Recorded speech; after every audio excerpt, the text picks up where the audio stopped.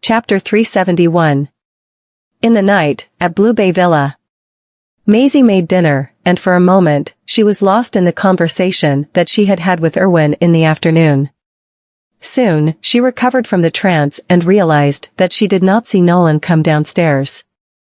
Thus, Maisie went to the study and heard Nolan's voice when she was about to knock on the door. An engine failure caused it? Are you sure? Maisie's raised hand was retracted slowly. What engine failure is he talking about? Mr. Winters hasn't woken up yet? Okay, I got it. You should cooperate with the police's investigation first to see if the couple had contacted anyone before the accident or if there was any trace of money transfer in their bank account. Nolan ended the call, turned his head, and saw Maisie pushing the door to come in. Seeing Maisie's expression, he slowly opened his tightly pursed lips. I heard it all, Maisie interrupted him calmly. Has that couple run into an accident? Nolan walked up to her, grabbed her shoulders lightly, and said with a solemn expression, yeah. The police are now investigating the cause of the accident, and I've asked Quincy to look into it. Maisie lowered her gaze as her eyes turned gloomy. She seemed a little powerless. Did they die just like that? Mr. Winters is still alive. It's just that we still don't know when he'll wake up. He's smart, I'll give him that. He deliberately leaked his location when he left. That's how our men arrived in time to save his life. Maisie's eyelashes twitched. Is she the one who did it? Nolan's eyes turned slightly cold. Rowena has an alibi. Two people managed to flee the scene, so it's obvious that they were fully prepared. But they can't run very far. I've already asked Hans to seal the city secretly. She then asked. Do they know that Mr. Winters is still alive? They don't. Nolan tucked the hair that was dangling on her cheek behind her ear. I tested Rowena earlier today, and she thinks that the Winters are both dead. I didn't let anyone disclose the fact that Mr. Winters is still alive. So no one knows. Maisie raised her eyes to look at him. Did you already learn about it some time ago and were not planning to tell me? Nolan was stunned for a split second and then explained with a hint of helplessness in his eyes. They ran into an accident not long after you went to see them. I was worried that you'd be affected. The smile on Maisie's face looked a little pale. I scared them just because I wanted to force the person behind them to come out from behind the scene. But I didn't expect. Nolan took her into his arms and kissed her on the top of her head. It's not your fault. The party who hired them had never thought of letting them walk away in one piece. Maybe it's because MT Winters started to regret it. That's why they tried to kill them. She raised her head. He regretted it? Nolan nodded. Mr. Winters didn't fully trust them. He must have found something, or else, he wouldn't have deliberately leaked their location when they were being taken away. Maisie immediately fell into contemplation. It's obvious that Mr. Winters noticed that the other party wouldn't be so kind that they would help them sincerely, so he was careful. But he didn't expect it to turn out to be a disaster to them. Mrs. Winters died on the spot, and Mr. Winters is still in a coma. No matter what. A life has been lost. Maisie supported her chin. Mr. Winters must have known something before he regretted this. If they learn that Mr. Winters is still alive, they'll definitely make another move, won't they? Nolan hugged her all of a sudden. So, as our only lead, he has to be protected. Maisie's eyelashes trembled as she thought of something. She stood on tiptoe and wrapped her arms around his neck while her eyes lit up. If Mr. Winters is a very important lead. Then what will the people behind the curtain do when the fact that Mr. Winters is still alive is spread? Won't they get anxious? Chapter 372. They won't leave anyone alive. Nolan looked at her. Do you want to lure the culprit out from behind the curtain? Maisie smiled slowly. Are you confident? Maisie felt the warmth of his palm on her waist and watched as he lowered his gaze and chuckled. It's worth a try. At the administration department, several employees who ordered takeout gathered around to gossip in the break room. Have you heard that the couple who caused Mrs. Goldman trouble a few days ago has died in a car accident? Of course. I heard the employees on the 16th floor say that the couple was shameless enough to blame Mrs. Goldman for their daughter's death and asked Mrs. Goldman for compensation. Yeah, it was clarified a few days ago. I feel that Mrs. Goldman had been inexplicably wronged. What is that woman's name? Winona, right? Rowena happened to hear the conversation inside when she passed by the break room, and her footsteps froze in place when she heard the name Winona. She peeped inside through the creak of the ajar door and discovered it was a conversation that was happening between several female staff members who were eating their lunches. Who do you think Mrs. Goldman provoked? She's been running into quite a lot of turmoil recently. And that couple. They really deserve it. It's their retribution if they've run into an accident. Let's end this topic already. Anyway, hasn't that man been rescued? I heard that his wife died on the spot, but he survived that. Just how lucky can he be? Rowena's hand that was holding documents could not help but tighten while her expression turned cold and stern all of a sudden. Damn it. Those incompetent bastards actually let that old geezer live. The old geezer has already seen my face. He mustn't live. At Soul Jewelry Studio. Sherry dashed toward Maisie's office and opened the door. Maisie, this is bad, the Winters, but the first thing that caught her eyes before she could finish speaking was the sight of Nolan feeding Maisie food in the office. Sherry was immediately petrified in place. I seem to always come at the wrong time, right? Maisie withdrew the fork that he used to feed her from his hand with extreme embarrassment. Thank God we were only eating and not doing anything else. Nolan glared at Sherry.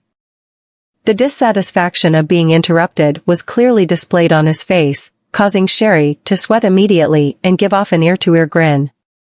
Then I'll come back later. Get your ass in here. Yes. Sherry entered the office, sat on the couch, and started blabbering, Mr. Goldman, Maisie. How can you still eat so carefreely here? The Winters have run into an accident, and the news is now spreading in the company like a wildfire. We already know that. Maisie took a sip of the soup from the bowl, then smiled. So just let the rumors do their job. All we need to do is to wait for the results. Sherry could not help but wonder. What results are we waiting for? Maisie was about to say something when Nolan rubbed his brows casually. Go to Quincy, and you'll know what to do. Oh, Sherry responded, got up, and exited the room. Maisie turned to look at him. Why didn't you let me tell her? Nolan grabbed a pinch of her hair with his fingertips and fondled it. Sherry isn't very well prepared for the people who are close to her. Thus, she might tell others if we were to tell her now. That implies that Sherry has no guard against Rowena, so if she happens to know about the plan and Rowena happens to ask her about something, she might tell her everything. Hence, he sent her to Quincy. He may teach her a thing or two. Maisie sneered. Wouldn't it be a disadvantage to Sherry if she was allowed to leave for society? Nolan looked at her. Certain sufferings are inevitable, and she'll learn that people's hearts are sinister when she has suffered enough. However, you don't have to worry about her. She still has Quincy and Hans. She's not in the position to suffer too much. Chapter 373. Maisie placed her hand on Nolan's shoulder. Is Quincy ready now? Nolan raised his eyebrows. What do you think? That night, no one was guarding outside the ICU ward of the hospital when the nurse on duty was doing her rounds. She saw a doctor walking by and greeted him. The doctor nodded at her and walked toward the ICU ward. When he arrived at the door of the ward and saw the nurse walking away, he pushed the door open and entered. He then saw the person lying on the bed through the faint light from outside the ward, walked up to the bed, and took a bottle and syringe out of his pocket. He pricked the needle into the infusion bag, And just as he was about to squeeze the syringe and let the liquid inside seep into the bag, the light of the ward was turned on abruptly. He turned his head instantly. And Sherry had already punched him to the ground. Quincy asked the bodyguards behind her to subdue him on the ground and tore off his face mask. The man looked sulky as he glared fiercely at them. "It's you?" Quincy took a glance at his watch, and the corners of her lips were raised. "I didn't expect that you really wouldn't give up when we deliberately leaked the news." The man understood something and was astonished. "This is a trap," Quincy said to the others. "Take him away." At Blue Bay Villa, Nolan received a message from Quincy. "Sit. The man is being held at Summer Pavilion." Maisie had just finished taking a shower, and her hair was still wet when she came out of the bathroom. She wrapped herself up in a towel and saw him looking at his phone. "Have they done it?" Nolan curled his lips. "Yes. The fish really took the bait. They want to take Mr. Winter's life in such a hurry. It seems that Mr. Winters really knows a secret." She walked toward the dresser and picked up the hairdryer to blow her hair. If Mr. Winters didn't know anything, the other party wouldn't have to get rid of him no matter what. Nolan did not answer as his gloomy eyes landed on her body. She was wearing a black lace nightdress, and her action of brushing her hair when blowing her hair was extremely attractive and seductive. The graceful figure was enough to make his lust boil. Her hair was only half dried when Nolan appeared behind her, hugged her, and grabbed her hair dryer from her. "Nolan, I'm drying my hair, you." Nolan tugged her long hair with his fingertips, and his voice sounded bewitchingly low. "Using a hairdryer harms the quality of your hair." Maisie was astounded. She stared suspiciously at the man standing behind her in the mirror and questioned, "I don't think that's what you're thinking, am I right?" A chuckle came from above her head, and his hand. "It seems that you're starting to know me better." Nolan leaned over and kissed her shoulder and back. After a while, Maisie was turned to face him, standing wobbly on one foot. She would have fallen if it was not for the dressing table behind her. "Wait, aren't we going? Don't worry. There's time." Nolan occupied her willfully and recklessly. His gloomy eyes did not want to miss any of her intoxicating expressions. She frowned slightly. It was a rather bloody scene, but she did not show her disgust. A coat was then placed on her shoulders. The man in black punched the man's stomach so hard that the man vomited. There were even traces of blood in his vomit. Perhaps Nolan did not want her to see such a cruel scene, so he reached out and rubbed the top of her head. "Z. Why don't you wait for me outside?" Maisie followed Nolan into the private room and happened to witness the scene in which the man was being beaten up. At the private club, Summer Pavilion. "Fuck, do you still want to act so stubbornly?" Chapter 374. Maisie took a glimpse at him and whispered, "Don't worry about me. I'm not that weak that I can't bear this." Some people could not stand the blood and cruelty, and those who were weaker psychologically would find such scenes too gruesome. She might not be able to adjust to it, but she could still take it. Nolan only smiled. Quincy cleared his throat, and then the man in black stopped. The man, whose nose was bruised and face was swollen from all the beating, gave off a bloody smile. "No matter how you torture me, that's my doing. I dare you to beat me to death." The man in black walked up to Nolan and said respectfully, "Mr. Goldman, this fella is as stubborn as a mule. No matter how hard we beat him, he won't give anyone else up." Nolan's cold gaze shifted onto the man as he said indifferently, "Since you like to suffer that much, let's move on with it." Nolan led Maisie to the couch, sat down, and grabbed the wine from the servants slowly and calmly. The man in black took a glance at Maisie hesitantly. "Sir, Mrs. Goldman is here. If we act too mercilessly. There was a woman here. So they were afraid that they would scare her if they were to be too ruthless with their actions." Maisie smiled calmly before Nolan could speak up. "It's okay. You should do as you please, just don't kill him. He's taken a life." Ending him would be an easy way out for him. Nolan looked at Maisie and raised his eyebrows lightly. Those men in black were all surprised. Mrs. Goldman seems to be a ruthless woman. One of the men in black nodded. Since Mrs. Goldman has said so. Then it's time to put on our game face. The man gnashed his teeth and roared, "Fuckers, I dare you to kill me." Quincy, who was standing on the side, raised his foot and kicked his head. He was kicked to the corner of the wall, lost consciousness for a split second, and could not get up. It was the first time that Maisie saw Quincy, who had always been gentle, being so fierce and unforgiving. Quincy took off his coat, put on his brass knuckles, and looked at the man condescendingly. "Killing you now is equal to showing you mercy indirectly." The man was almost beaten to death. But he did not beg for mercy in the end as if he was asking to die. He did not give his accomplices up from beginning to end. Seeing that the man was no longer moving, Quincy walked up to Nolan. He passed out. Nolan sipped the fine wine in the glass, his cold eyes looking gloomy. "Wake him up." Someone brought a pail of cold water and poured it on him. The man opened his eyes feebly again.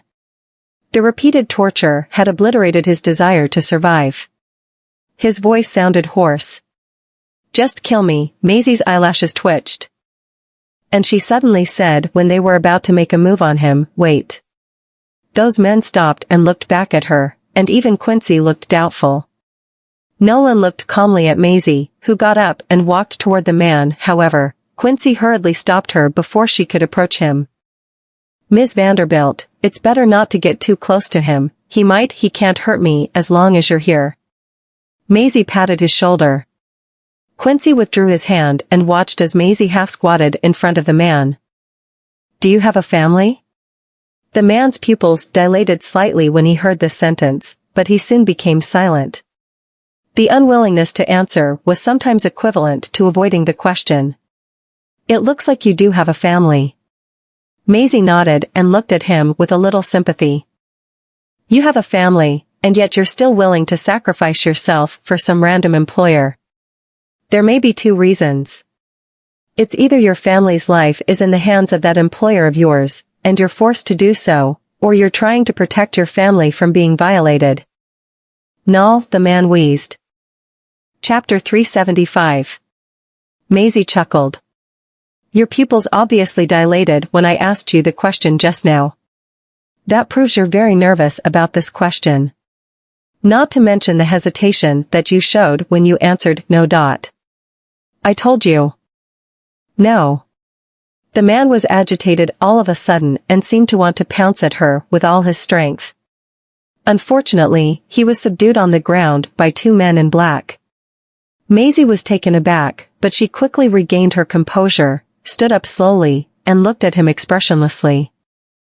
"Although I don't know which one of the two reasons fits your situation the best, you'd better think about whether you have the bargaining chip to keep them safe or not.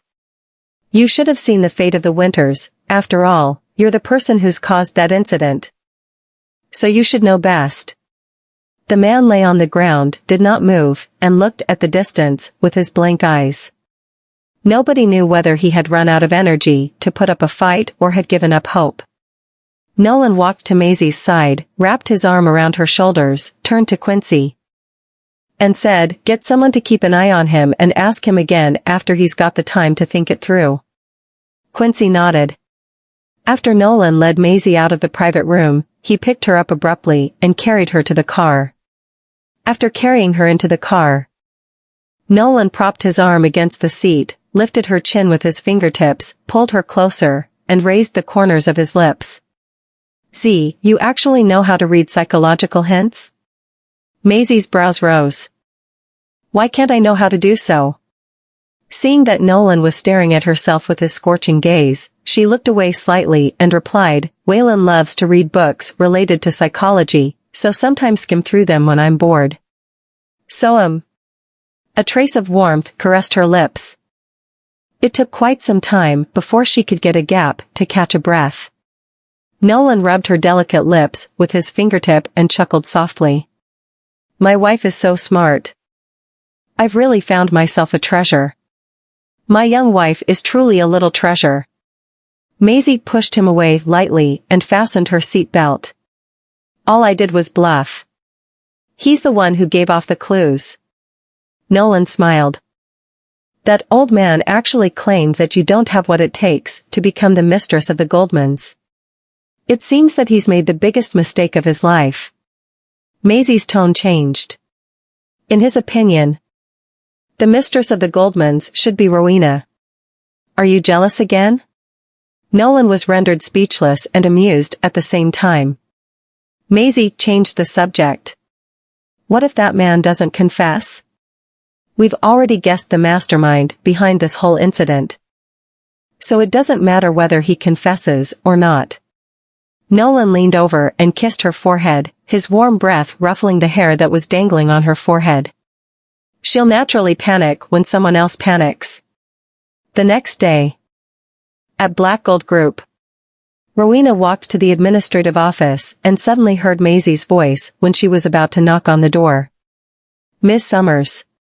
Rowena's eyes turned slightly gloomy upon seeing that Maisie was walking in her direction, but she still let off a monotonous grin on her face.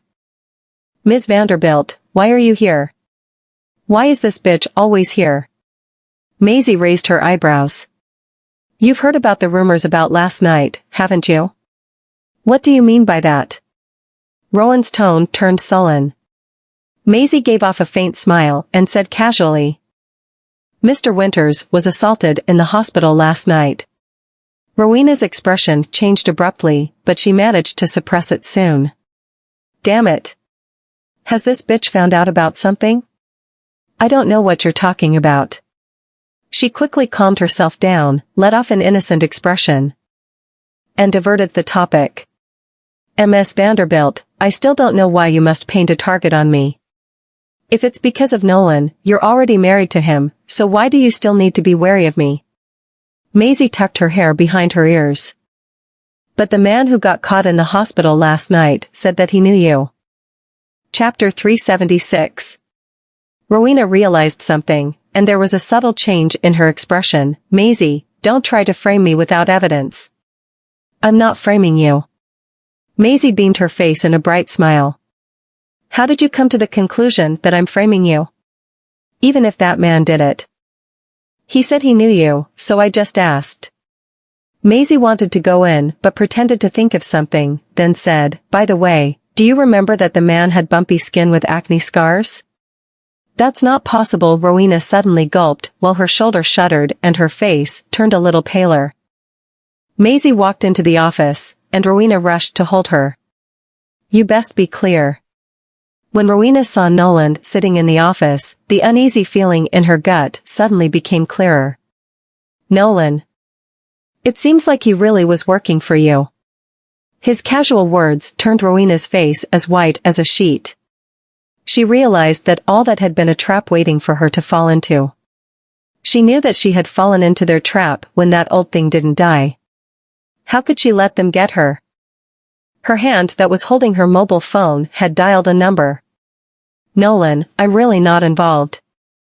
Rowena anxiously walked up to him to explain. I don't know when I offended Ms. Vanderbilt and why she's treating me this way, Nolan, I swear. I really didn't do this? Nolan cut her off while coldly looking at her. Rowena stopped speaking. The office turned gloomy, and she started to panic. Rowena held her fists, and her eyes filled with tears. She bit her lip and said, Nolan. Why are you treating me this way? Nolan lazily sat on the chair, his amber eyes dark. I've said it, you should know what you've done. Rowena was stunned, and a crystal-clear tear rolled down the corner of her eye. Nolan calmly said. Willow had admitted to it was Lady Wolfsbane that she mentioned, not Rowena Summers? He never believed her. Rowena shuddered, and her nails dug into her palm. Yes, I helped Willow. I let her out, but what does that prove? I let Willow out. But she was the one who sought revenge against Maisie. How was that my fault?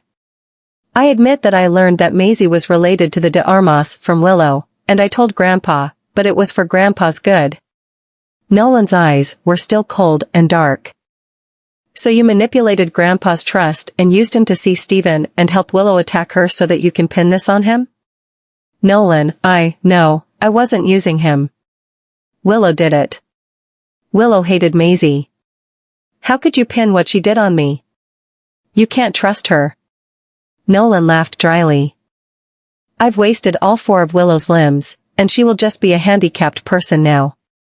She admitted to everything to stay alive. Do you think that I'd let her off if she lied? Rowena shuddered. Nolan's expression hardened. You've been trying to use me from the day of the Jade Store's auction, and I've never trusted you since the time you came to me with a picture of Z and Francisco. Chapter 377. Rowena, you know my bottom line, yet you've crossed it. You still want my trust? These words rendered Rowena speechless. Nolan didn't give her a chance to explain herself. I could let you off for instigating something between Z and me. But when you did that to Grandpa and told him something behind our backs, I think there's no longer the need for clarification. Rowena's face was white as a sheet, and she felt absurd. She held her fists and asked, why didn't you call me out in front of Grandpa then? Nolan sniggered. Doesn't Grandpa trust you? I wanted to know your motive. Rowena lost her strength. Maisie turned to look at her. Were you involved in Wynona's case too? Rowena fiercely stared at Maisie. How was Wynona's case related to me? Maisie calmly said. Weren't you well aware of my rivalry with Wynona in the camp? If I died, Wynona would be the biggest suspect. Since we have a tumultuous relationship, Wynona would be the biggest suspect. However, it was easy for me to make Wynona confess what she did. Yet, after interrogating her for a few days for the incidents about the snake, she never admitted to it and suddenly took her own life. Rowena clenched her jaw. How would I know? People who are familiar with the camp aren't just the instructors. It could be someone who spent time there too. Right? Maisie looked at her through the corner of her eyes. How would someone who wasn't familiar with the campgrounds be able to sneak in easily without being detected and escape? Anger flashed across Rowena's eyes. Maisie was still observing her expressions. Think about it. The person who wants me dead the most must be the person who sees me as an obstacle. Wynona was afraid of being punished. I warned her once, and she should have gotten her act straight. Her friends were even more cowardly than she was. So who would dare release the snake and make Wynona take the blame? It must have been someone who knew our relationship well and had some history with me. Rowena wouldn't speak. Beads of sweat were hidden in her hairline, hard to be seen. But the corner of her shirt had been wrinkled from being held on too tightly. At that moment, the office door opened, and Titus appeared. Seeing Rowena standing there with her eyes red, he frowned and asked, what is going on? Maisie was surprised by Titus' sudden appearance. Nolan seemed to have figured something out, his eyes turning even darker. When Rowena saw Titus, she saw a glimmer of hope. Grandpa, it was all my fault. I made a mistake, don't deserve to be Nolan's special assistant. Titus' face dropped a little. He looked toward Maisie and Nolan and said, what did Rowena do for you to treat her this way? Grandpa, don't blame them. It was because I treated Ms. Vanderbilt badly because she was related to the D'Amas. Rowena had to take the initiative because the situation wasn't on her side.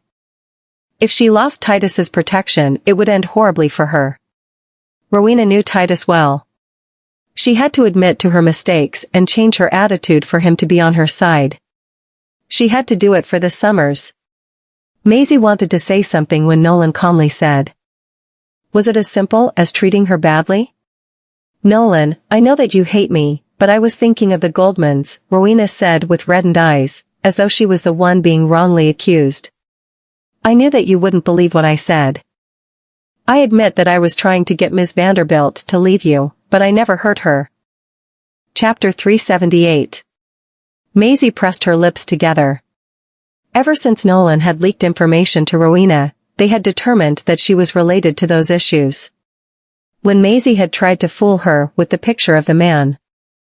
Rowena panicked and admitted that the person she had sent over wasn't the one they were talking about and couldn't be sure if he was caught.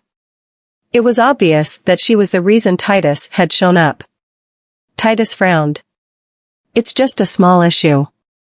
There's no need to turn it into this. He still trusted Rowena. Nolan's eyes were stern. He laughed. Is murder a small issue? It was the Oracle. Titus' expression changed as he looked at Rowena. Rowena tried really hard to deny it and explained, Grandpa, I didn't. I've always been by your side. You know who I am. What she meant was she would never do something to hurt someone. Titus hesitated, but he remembered that Rowena had been by his side for the past few years and had never done anything out of line or anything too suspicious. Thus, he felt that it was just his grandson's bias toward her, and he took a step back to compromise. If you don't like Rowena being by your side, just bring Quincy back. Rowena looked down, and hatred flashed across her eyes. She no longer cared if she could stay by Nolan's side. They had set a trap for her and had been suspecting her all this time. She was lucky that Titus still believed in her, but she couldn't just sit around. Now that the truth had been revealed, she couldn't stay around any longer. Nolan was expressionless, seeming to have guessed the outcome. His expression was dark, and he didn't say anything. Titus asked Rowena to go outside before him and sternly said to Nolan, Rowena grew up with us, so no matter the reason for your disdain for her, you have to treat her nicely for the sake of Uncle Summers. Nolan's expression remained the same.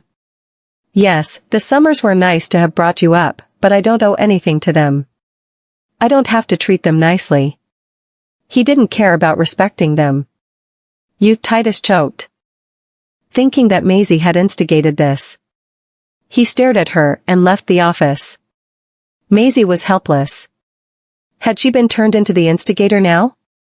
Nolan walked toward her and took her into his arms, feeling sad. He was referring to the outcome of the situation. Maisie knew Titus would speak up for Rowena, but she didn't expect him to trust her fully. A little. He held her chin up with his finger and caressed her lips. We're not totally at a loss. Maisie paused. They hadn't suffered a total loss, because they had at least found out that Rowena was behind all that and the clue that Mr. Winters and the other man had.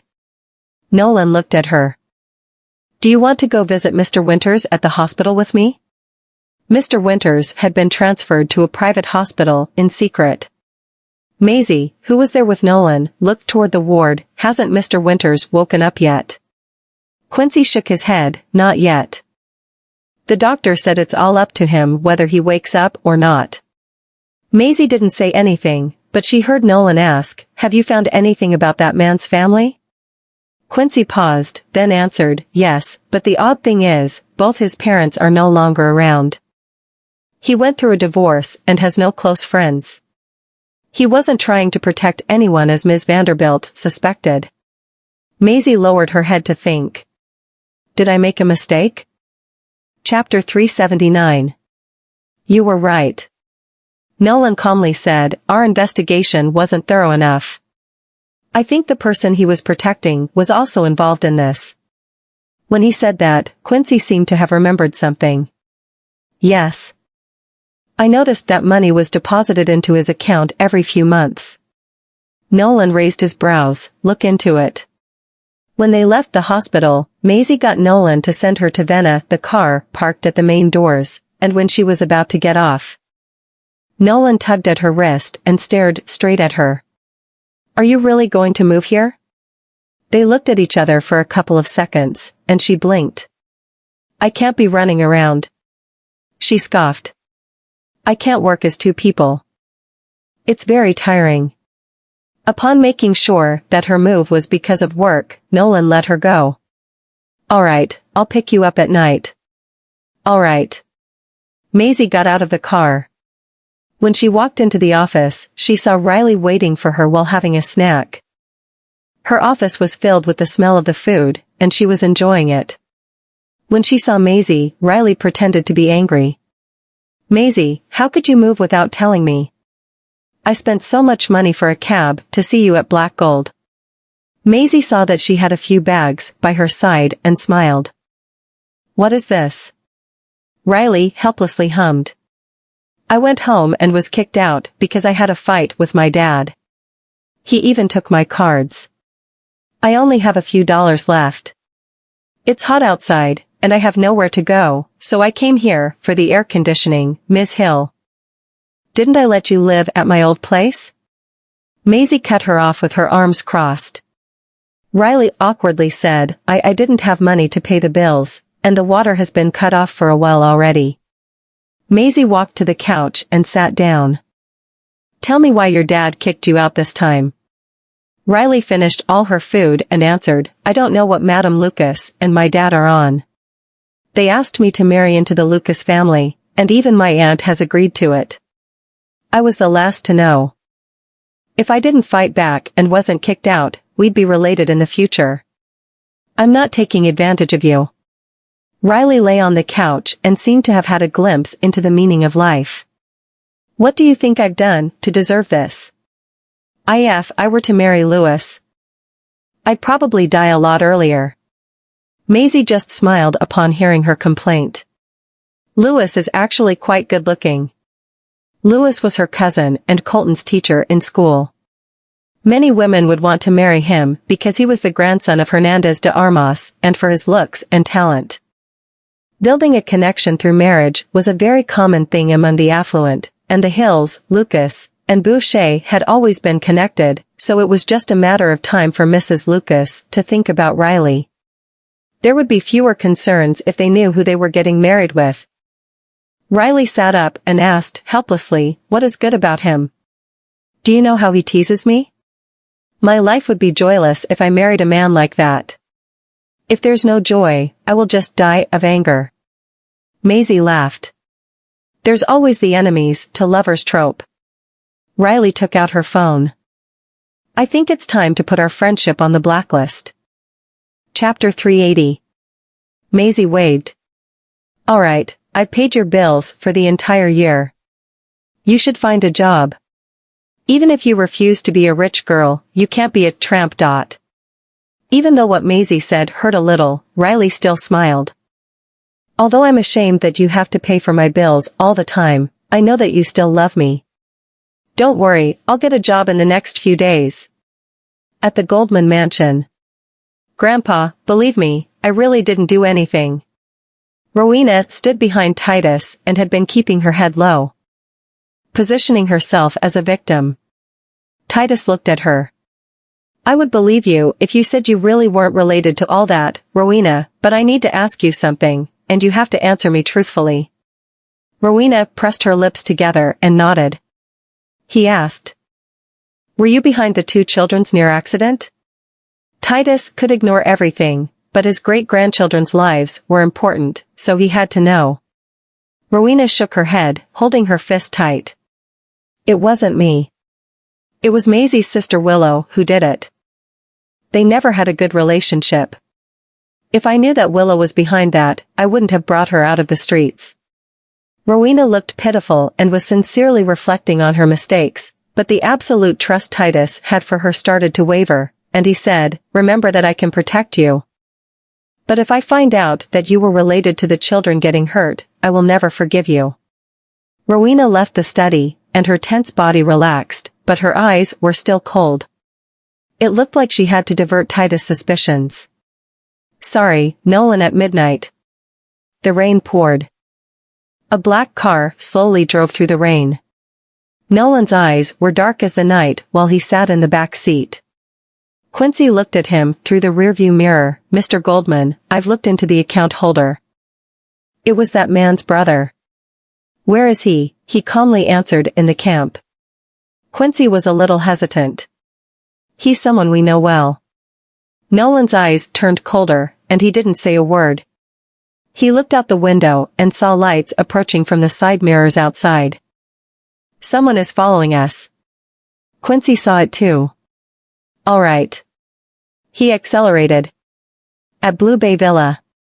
Maisie dried her hair with a towel as she walked out of the shower.